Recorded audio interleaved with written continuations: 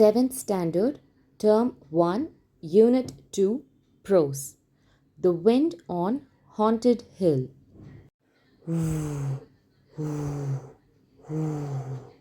Cried the wind as it swept down from the Himalayan snows. It hurried over the hills and passes, and hummed and moaned in the tall pines and deodars. On Haunted Hill, there was little to stop the wind, only a few stunted trees and bushes, and the ruins of what had once been a small settlement. On the slopes of the next hill, there was a small village. People kept large stones on their tin roofs to prevent them from blowing away. There was nearly always a wind in these parts. Even on sunny days, doors and windows rattled, chimneys choked, clothes blew away.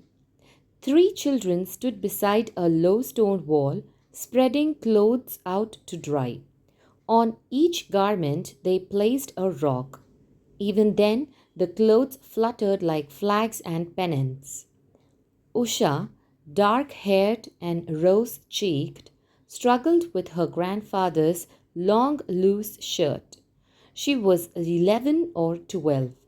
Her younger brother Suresh was doing his best to hold down a bedsheet while Binya, a slightly older girl, Usha's friend and neighbor, was handing them the clothes one at a time.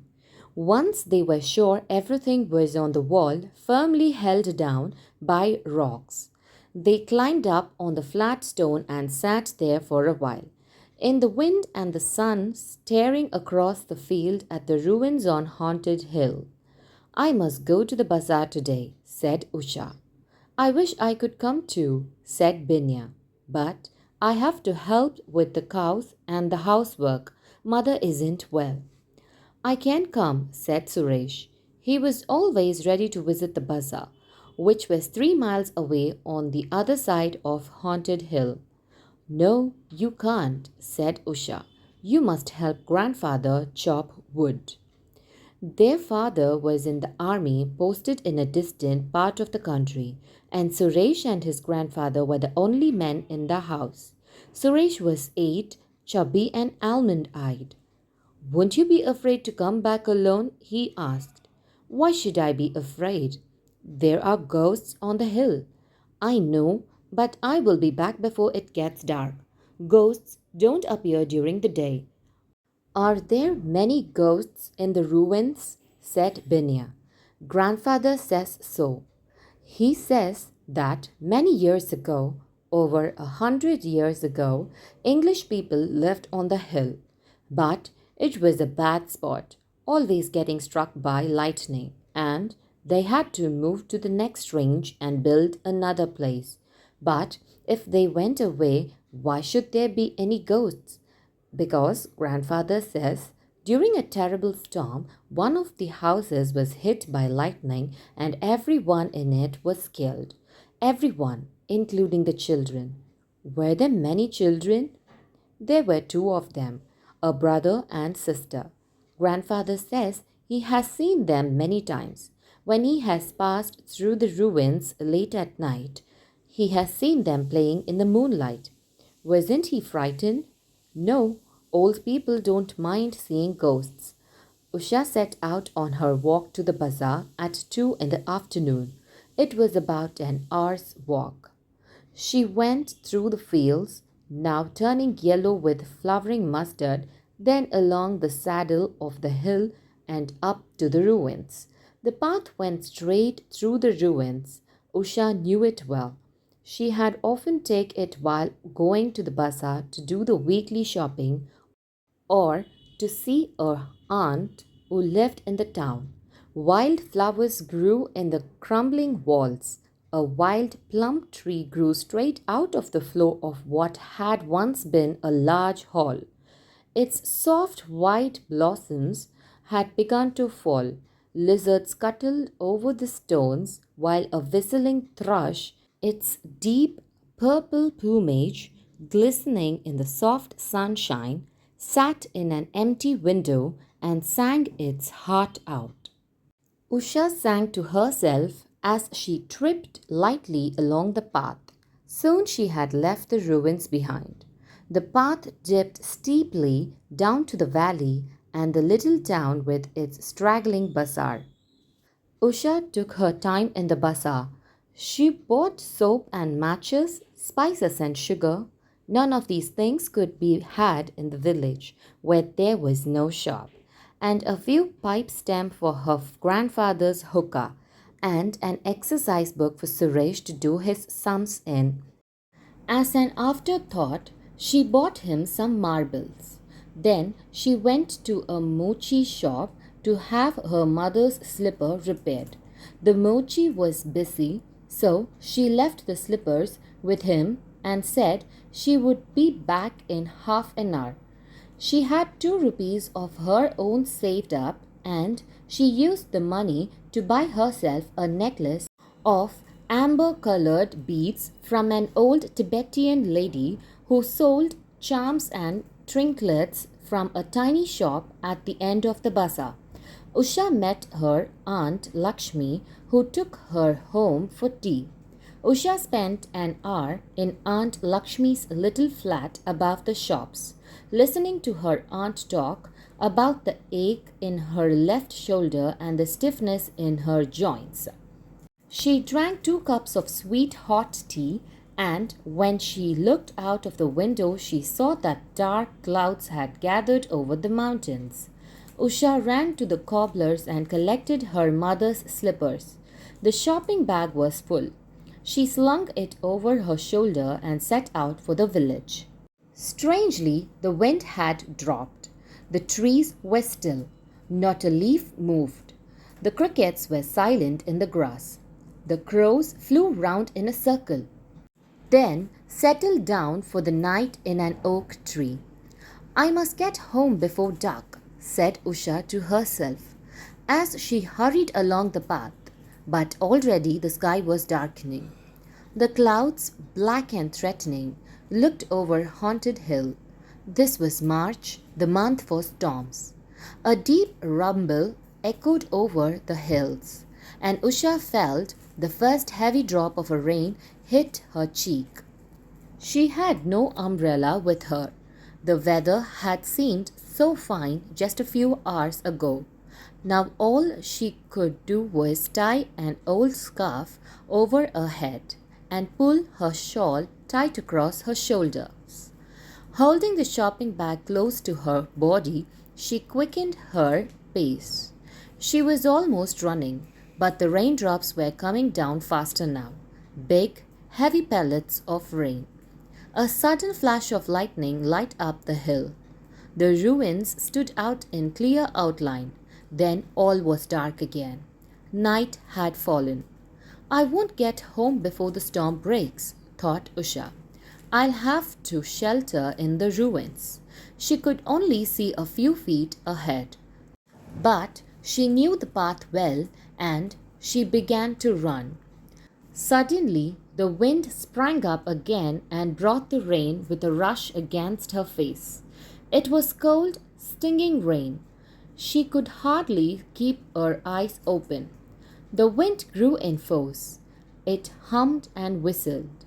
Usha did not have to fight against it. It was behind her now and helped her along, up the steep path and on to the brow of the hill. There was another flash of lightning, followed by a peal of thunder. The ruins looked up before her, grim and forbidding. She knew there was a corner where a piece of old roof remained. It would give some shelter. It would be better than trying to go on. In the dark, in the howling wind, she had only to stay off the path to go over a rocky cliff edge. Hoo, hoo, hoo, howled the wind. She saw the wild plum tree swaying, bent double, its foliage thrashing against the ground. The broken walls did little to stop the wind. Usha found her way into the ruined building, helped by her memory of the place and the constant flicker of lightning. She began moving along the wall, hoping to reach the sheltered corner. She placed her hands flat against the stones and moved sideways. Her hand touched something soft and furry. She gave a startled cry and took her hands away. Her cry was answered by another cry, half snarl, half screech, and something leapt away in the darkness. It was only a wild cat. Usha realized this when she heard it. The cat lived in the ruins and she had often seen it, but for a moment she had been very frightened. Now she moved quickly along the wall until she heard the rain drumming on the remnant of the tin roof. Once under it, crouching in the corner, she found some shelter from the wind and the rain. Above her, the tin sheets groaned and clattered as if they would sail away at any moment. But they were held down by the soiled branch of the strangling old oak tree. Usha remembered that across this empty room stood an old fireplace and that there might be some shelter under the blocked up chimney. Perhaps it would be drier than it was in her corner. But she would not attempt to find it just now. She might lose her way altogether. Her clothes were soaked and the water streamed down from her long black hair to form a puddle at her feet. She stamped her feet to keep them warm. She thought she heard a faint cry. Was it the cat again or an owl? But the sound of the storm blotted out all other sounds. There had been no time to think of ghosts, but now that she was in one place, without any plans for venturing out again, she remembered grandfather's story about the lightning blasted ruins. She hoped and prayed that lightning would not strike her as she sheltered there. Thunder boomed over the hills, and the lightning came quicker now, only a few seconds between each burst of lightnings.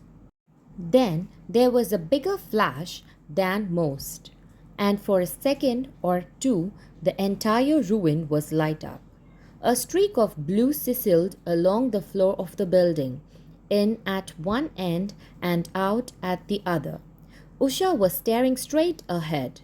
As the opposite wall was light up, she saw, crouching in the disused fireplace, two small figures. They could only have been children. The ghostly figures looked up, staring back at Usha, and then everything was dark again. Usha's heart was in her mouth. She had seen, without a shadow of a doubt, two ghostly creatures at the other side of the room, and she wasn't going to remain in that ruined building a minute longer. She ran out of her corner, ran towards the big gap in the wall through which she had entered. She was halfway across the open space when someone fell against her. She stumbled, got up, and again bumped into something. She gave a frightened scream. Someone else screamed. And then there was a shout, a boy's shout, and Usha instantly recognized the voice. Suresh, Usha, Binyal, it's me, it's us. They fell into each other's arms, so surprised and relieved that all they could do was laugh and giggle and repeat each other's name. Then Usha said, I thought you were ghosts. We thought you were a ghost, said Suresh. Come back under the roof, said Usha. They huddled together in the corner, chattering excitedly.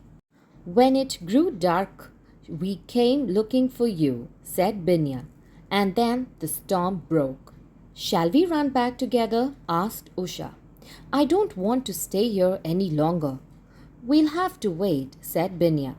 The path has fallen away at one place. It won't be safe in the dark in all this rain.